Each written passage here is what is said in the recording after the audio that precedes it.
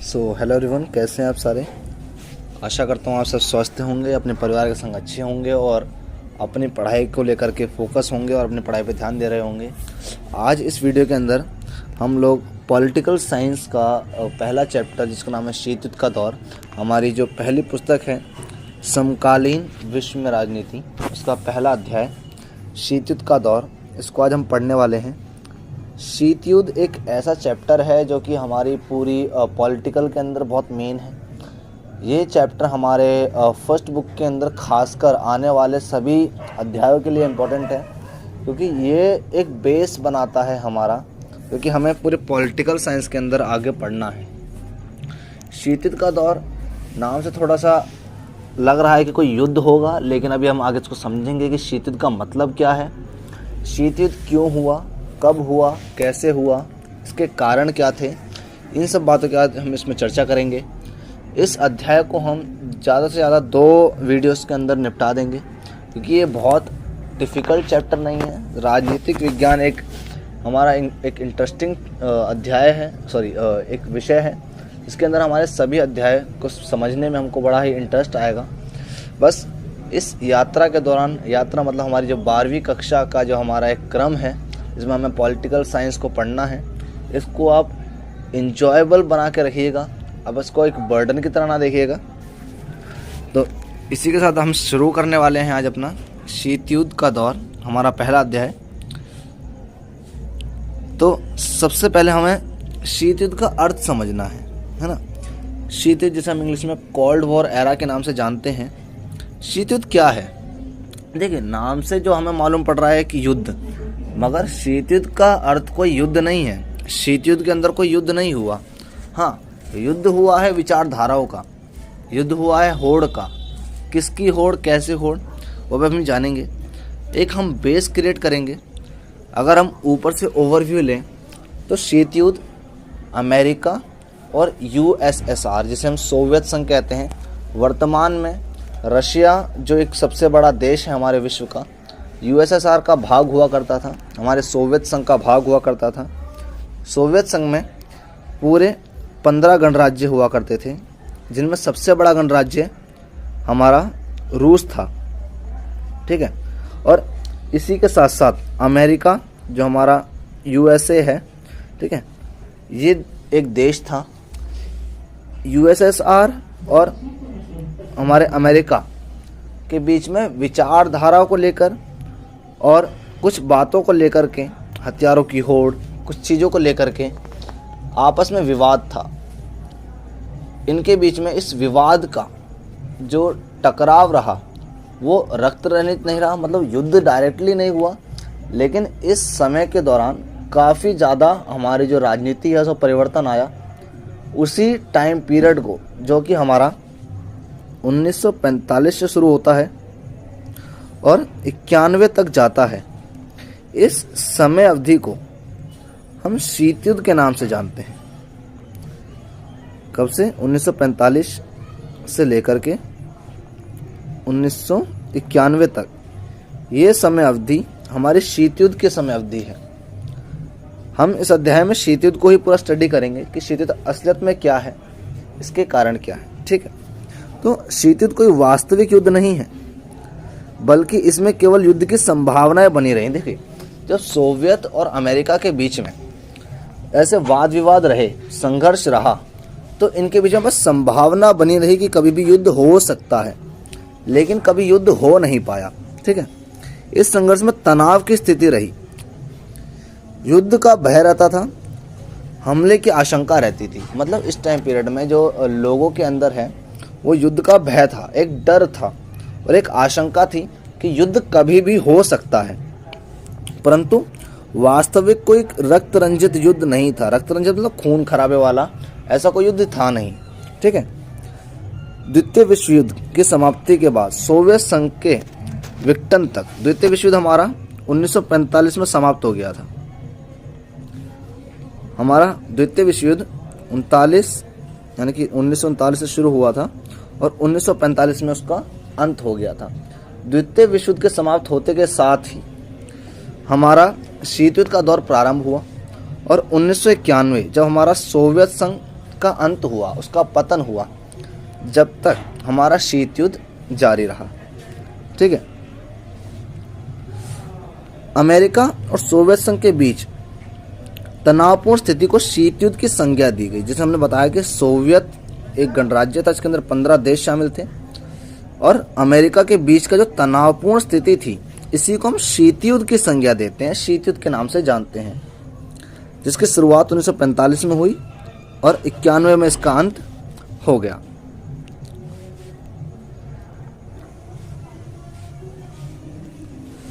अच्छा, शीत युद्ध होने के कारण क्या थे? ऐसा क्या हुआ कि शीत युद्ध शुरू हो गया?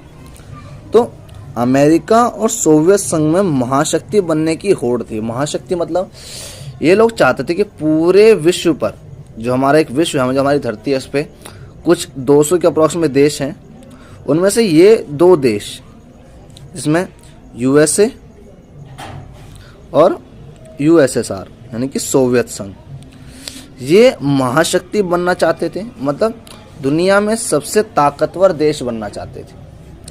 दुनिया में सबसे ताकतवर देश उस समय पे सोवियत और अमेरिका ही थे।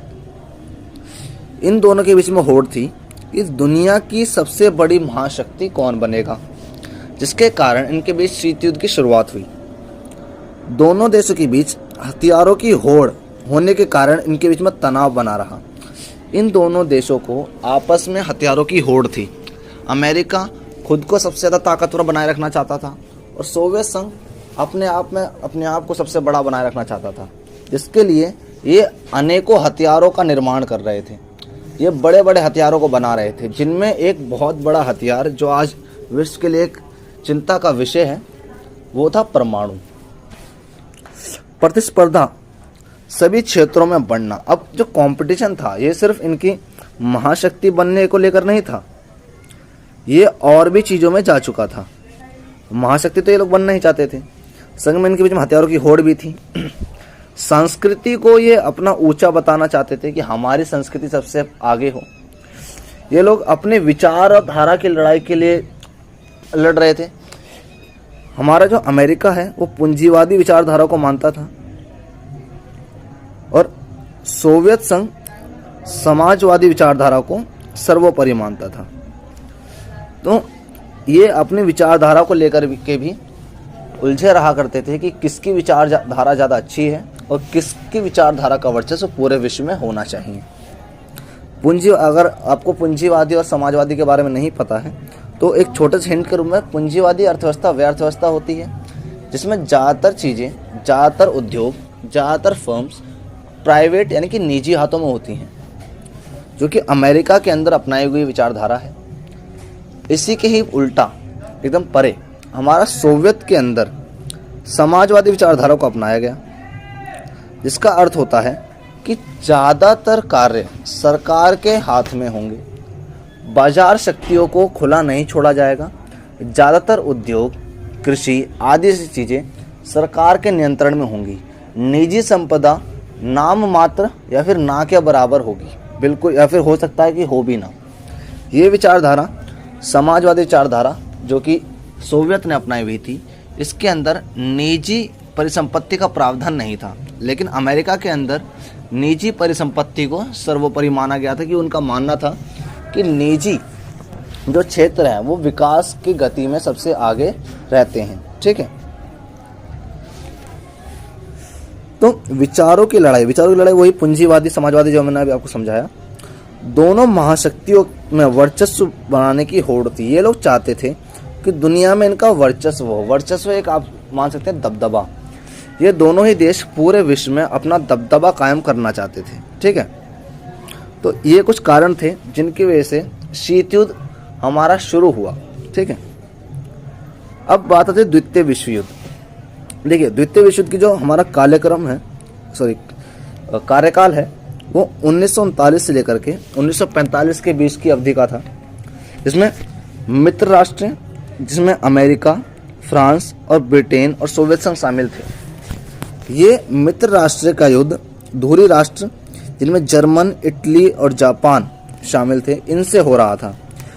द्वितीय विश्व युद्ध के दौरान अमेरिका और सोवियत संघ एक ही गठबंधन में थे, ये मित्र राष्ट्र के संघ में, मित्र राष्ट्र के नाम से जाने जा रहे थे उस टाइम पे, और ये एक ही संगठन में होकर के धुरी राष्ट्र के राज्य यानी कि जर्मनी, जापान और इटली से मुकाबला कर रहे थे। ठीक है, जिसमें समझ, हाँ, तो हुआ क्या, जब ये द्वितीय विश्व युद्ध खत्म हुआ उसके पश्चात में अमेरिका और सोवियत, इन दोनों के बीच में विश्व की महाशक्ति बनने की होड़ लग गई। इन्होंने इस होड़ के चलते जर्मनी पे अपना कब्जा करना शुरू कर दिया। इन्होंने जर्मनी जो एक देश है जिसको आपने 10th में हिटलर के बारे में, जिसके बारे में आपने पढ़ा होगा, उस देश को उन्होंने 2 टुकड़ों में तोड़ दिया। जर्मनी एक यूरोप का देश है, फ्रांस का पड़ोसी देश है। जर्मनी को उन्होंने 2 टुकड़ों में तोड़ा। पश्चिमी जर्मनी पे जो दबदबा था वो यूएसए का रहा, और पूर्वी जर्मनी पे जो दबदबा था वो यूएसएसआर का रहा। इन्होंने अपनी विचारधारा को अपने इन कब्जे वाले एरियो में, अपने दबदबे वाले एरियो में फैलाना शुरू कर दिया। पूर्वी जर्मनी पूर्ण रूप से सोवियत के अंडर में था, और पश्चिमी जर्मनी पूर्ण रूप से हमारे अमेरिका के दबदबे में आ चुका था। ठीक है, इस जर्मनी को उन्होंने एक दीवार से अलग माना गया, एक दीवार को बनाया गया था उस समय पे। 1961 के समय में एक दीवार बनाई गई जिसको कहा गया बर्लिन की दीवार। क्या कहा गया? बर्लिन की दीवार। बर्लिन जो जर्मनी की राजधानी है, वहाँ पे जर्मनी का जब टुकड़े करिए गए, पश्चिमी और पूर्वी रूप से तोड़ा गया, तो उस टाइम पे बर्लिन के अंदर एक दीवार बनाई गई जो कि 150 किलोमीटर लंबी थी। 1961 में इसको बनाया गया। इसको जर्मनी के 2 टुकड़ों में टूटने का प्रतीक माना गया, और इसको शीत युद्ध का एक चिन्ह माना गया जो दिखाता था कि विश्व 2 टुकड़ों में बंटने लगा है। ठीक है, द्वितीय विश्व युद्ध के दौरान जब मित्र राष्ट्र जिसमें ब्रिटेन, फ्रांस, अमेरिका और सोवियत संघ थे, ये विजयी कगार पर आ चुके थे। इनका जो वर्चस्व था ये फैल चुका था क्योंकि ये काफ़ी ताकतवर थे। लेकिन अंत में अमेरिका ने अपने वर्चस्व को दिखाने के लिए, अपनी ताकत को दिखाने के लिए, किसको दिखाने के लिए? यूएसएसआर यानी कि सोवियत संघ को अपनी ताकत दिखाने के लिए जापान के 2 देश हिरोशिमा और नागासाकी पे परमाणु बम से हमला कर दिया। 9 अगस्त को उन्होंने नागासाकी और 6 अगस्त को उन्होंने हिरोशिमा पे परमाणु बम गिराए। इस घटना के बाद में अमेरिका की बहुत ज़्यादा आलोचना हुई। पूरे विश्व में अमेरिका की काफ़ी बुराई हुई, क्योंकि लोगों का मानना ये था कि जापान आत्मसमर्पण करने वाला था, जापान अपनी हार को स्वीकार करने वाला था। लेकिन अमेरिका ने अपनी ताकत दिखाने के चलते उसके ऊपर परमाणु बम फेंके, जिसकी कोई उस समय पे आवश्यकता नहीं थी, और परमाणु बम फेंकना कोई उचित तरीका नहीं था युद्ध को समाप्त करने का। अमेरिका ने इसके पीछे अपना तर्क दिया कि वो युद्ध को जल्द से जल्द ख़त्म करना चाहता था, ताकि जिससे आगे होने वाले नुकसान को बचाया जा सके। ठीक है, तो अमेरिका ने हमले के पक्ष में तर्क दिया। अमेरिका ने कहा कि अमेरिका चाहता था कि दूसरे विश्व युद्ध जल्दी समाप्त हो जाए और आगे होने वाली जनहानि को रोका जा सके।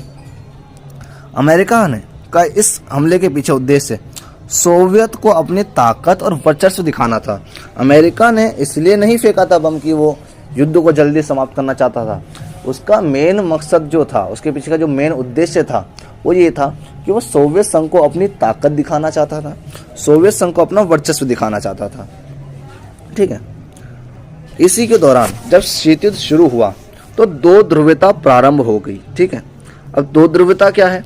2 ध्रुवीयता का अर्थ है जो हमारा विश्व है वो 2 टुकड़ों में बंटने लगा। 2 टुकड़ों मतलब एक पार्ट बनने लगा सोवियत संघ के लिए और एक बनने लगा अमेरिका के लिए।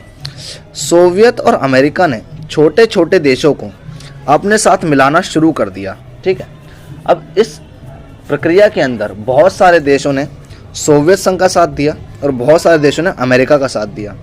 विश्व को 2 खेमों में बांटा गया। एक खेमा सोवियत संघ का था और एक खेमा अमेरिका का था। पूर्वी खेमा जो कि सोवियत संघ का कहलाया और पश्चिमी खेमा जो कि अमेरिका का कहलाया। और इसकी निशानी, दो ध्रुवीयता की निशानी बर्लिन में खड़ी दीवार को माना गया, जो कि मैंने अभी 2 मिनट पहले आपको बताया 1961 में खड़ी की गई थी। ठीक है, तो दोनों महाशक्तियों ने विश्व के अलग अलग हिस्सों पर अपना प्रभाव बढ़ाना शुरू किया। यहीं से दो ध्रुवीयता की शुरुआत हो चुकी थी। दो ध्रुवीयता से तात्पर्य दुनिया के 2 गुटों में बांटी जा रही थी। बंटवारा यूरोप के महाद्वीप से शुरू हुआ। बर्लिन की दीवार ने 2 खेमे बनाए, पूर्वी खेमा और पश्चिमी खेमा। पूर्वी खेमा सोवियत का था और पश्चिमी खेमा अमेरिका यानी कि यूएसए का था। अच्छा, छोटे देशों को खेमे में शामिल होने से फायदा क्या हो रहा है? अब ऐसा तो है नहीं कि अमेरिका और सोवियत संघ कहेंगे कि हमारे संग मिल जाओ, युद्ध में अपना योगदान दो और कोई भी देश चल देगा। विवाद से कोई भी देश अपने आप को परे रखना चाहता है। कुछ लाभ होंगे जिसके कारण महाशक्तियों के संग वो बढ़ रहे थे। ठीक है, और कुछ लाभ महाशक्तियों को भी थे जिसके कारण वह छोटे छोटे देशों को अपने साथ में मिला रहे थे। तो छोटे देशों को फायदा क्या था? छोटे देशों को कुछ हथियार मिल जाते थे, कुछ आर्थिक सहायता मिल जाती थी। आर्थिक सहायता मतलब उनको पैसे से संबंधित अगर कोई सहायता चाहिए, कोई अपनी सामाजिक सहायता चाहिए, वो उनको बड़ी महाशक्तियों से मिल जाया करती थी। अपने देश की सुरक्षा का एक वादा मिलता था महाशक्तियों से। उनको वादा मिलता था कि अगर कोई उन पर अटैक करेगा, कोई उनके ऊपर खतरा बनेगा, तो महाशक्ति उनका साथ देंगी। इसी के साथ ही छोटे देशों को साथ मिलाने से महाशक्तियों को भी बहुत लाभ होता था। जैसे महाशक्तियों का वर्चस्व में बढ़ोतरी होती थी। जितने ज़्यादा देश उनकी विचारधारा को मानते थे, उनके पक्ष में आते थे, उनकी जो वर्चस्व है, उनका जो दबदबा है, उसमें बढ़ावा होता था। ठीक है, छोटे देशों के भू संसाधन का प्रयोग, भू संसाधन मतलब जैसे कोयला हो गया, पेट्रोलियम हो गया, नेचुरल गैस जिसे हम प्राकृतिक गैस कहते हैं। ठीक है, इस तरीके के और भी संसाधन, इनका प्रयोग महाशक्ति कर सकती थी छोटे देशों को अपने साथ मिला करके। वह छोटे देशों से अनेक संसाधनों का लेकर के इस्तेमाल कर सकती थी। ठीक है, अपने विचारों का प्रभुत्व साबित करना, छोटे देशों को मिला करके वह अपने विचार का, अपना जो विचारधारा है, उनकी पूंजीवादी समाजवादी उनके जो विचार हैं, उनके विकास के जो विचार हैं, उनके प्रभुत्व को साबित करना चाहते थे। वो ये दिखाना चाहते थे कि हमारे विचारधारा को विश्व में सबसे ज़्यादा लोग पसंद करते हैं। जिसकी विचारधारा को लोग ज़्यादा सपोर्ट करते थे, उसका वर्चस्व ज़्यादा बढ़ जाता था। आर्थिक विकास में हासिल करने की सहायता, देखो आर्थिक विकास को भी हासिल करने में बहुत सहायता होती थी, क्योंकि बड़े बड़े देश जो हुआ करते थे, अमेरिका और सोवियत संघ, इन दोनों का जो उत्पादन था वो बहुत ज़्यादा था। इनको अपने उत्पाद को बेचने के लिए एक बड़ा मार्केट चाहिए था, और एक मार्केट इनको छोटे छोटे देशों में मिल करके जाने के बाद में प्राप्त होता था। ये छोटे छोटे देशों को अपने मार्केट की तरह इस्तेमाल करते थे, जहाँ पे ये अपने उत्पाद को बेचने के बाद में, अपने आयात निर्यात को सफल करने के बाद में अपने आर्थिक विकास को बढ़ावा दिया करते थे। ठीक है,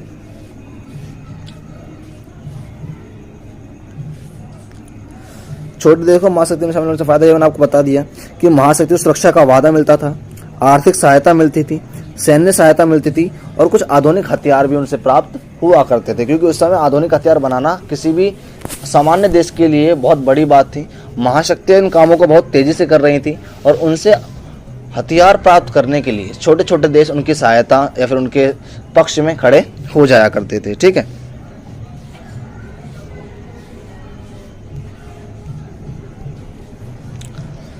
क्यूबा मिसाइल संकट, हमारी जो पुस्तक है, हमारी जो पॉलिटिकल की बुक है, उसमें पहले अध्याय में सबसे पहला टॉपिक क्यूबा मिसाइल संकट का ही है। क्यूबा मिसाइल संकट है क्या?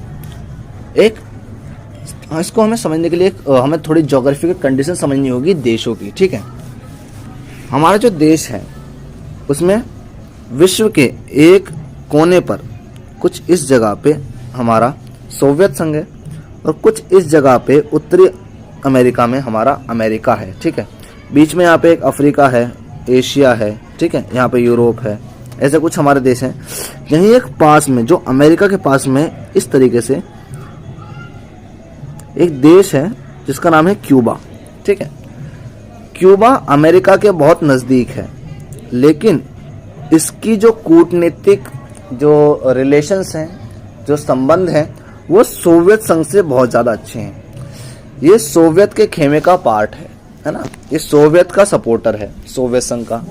लेकिन इसकी जो ज्योग्राफिकल कंडीशन है, जो इसकी स्थिति है, वो अमेरिका के बहुत ज़्यादा निकट है। इस बात को समझते हुए जो अमेरिका के पास में उसकी स्थिति का फ़ायदा उठाने के लिए सोवियत संघ के जो महासचिव थे उस टाइम पे, नेता थे, राष्ट्रपति थे, ठीक है, उन्होंने क्या कहा, 1962 में क्यूबा के ऊपर अपने मिसाइल रखवा दिए ताकि वो अमेरिका को निशाने पे ले सके। अमेरिका के पास होने का फ़ायदा था क्यूबा को, जिसके कारण उसके ऊपर सोवियत संघ के जो महासचिव थे, ठीक है, उस जिनका नाम था निकिता खुर्शीव, जिनके वहाँ के नेता थे, उन्होंने क्यूबा के ऊपर अपनी मिसाइलें धरवाई ताकि अमेरिका को वो सीधे निशाने पे ले सकें, अमेरिका को वो जल्द से जल्द नुकसान पहुंचा सके और अमेरिका के ऊपर एक दबदबा बना सकें, उनके ऊपर एक प्रेशर क्रिएट कर सकें। ठीक है, निकिता खुर्शीव के इस एक्शन के बाद में जब अमेरिका को खबर लगी, अमेरिका ने तुरंत इसके ऊपर एक्शन लिया। अमेरिका ने कहा कि अपने जहाज़ों को, सोवियत संघ के जहाज़ों को रोकने के लिए भेजा जाए, और अगर रोक नहीं पाते तो उनकी गति को धीमा किया जाए ताकि वे क्यूबा तक पहुंचने में समर्थ ना हो सकें। ठीक है, लेकिन इस घटना के चलते विश्व को जब लगा, क्योंकि एक देश के काफिले को रोक देना, एक सैन्य काफिले को रोकना एक बहुत बड़ी घटना है, इससे विश्व को लगा कि अब युद्ध हो जाएगा, क्योंकि दोनों देशों के जो जहाज हैं वो एकदम आमने सामने आ चुके थे, सोवियत संघ के भी और अमेरिका के भी। इस स्थिति को देखते हुए विश्व के अंदर एक भय पैदा हुआ कि लगता है कि थर्ड वर्ल्ड वॉर अब हो जाएगा, क्योंकि ये दोनों महाशक्ति थे, दुनिया के सबसे बड़े देश थे, आर्थिक मामले में, राजनीतिक मामले में, कूटनीतिक मामले में, हर तरीके से इनका जो वर्चस्व है वो काफ़ी ज़्यादा था। तो लोगों को लगा इनके भिड़ने से अब तीसरा वर्ल्ड वॉर यानी कि तीसरा विश्व युद्ध शुरू हो जाएगा।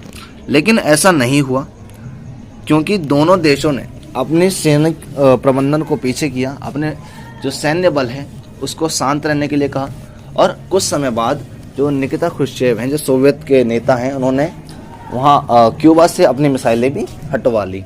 लेकिन इस घटना को, क्यूबा मिसाइल संकट को शीत युद्ध के चरम बिंदु के रूप में माना जाता है, क्योंकि यह माना जा रहा था कि युद्ध अब बस शुरू हो ही गया है, युद्ध का एकदम चरम बिंदु पे सब लोग पहुंच चुके थे। ठीक है, उस व्यवस्था को वो लोग समझ गए थे। ठीक है,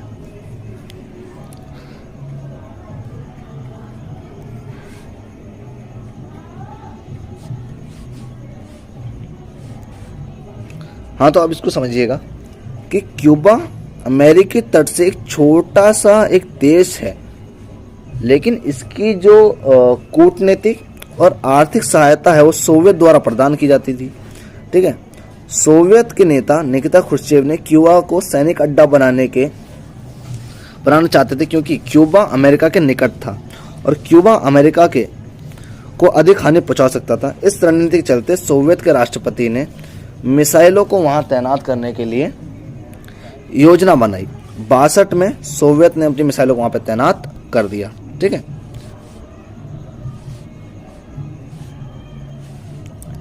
इसकी खबर अमेरिका को 3 हफ्ते बाद मिली।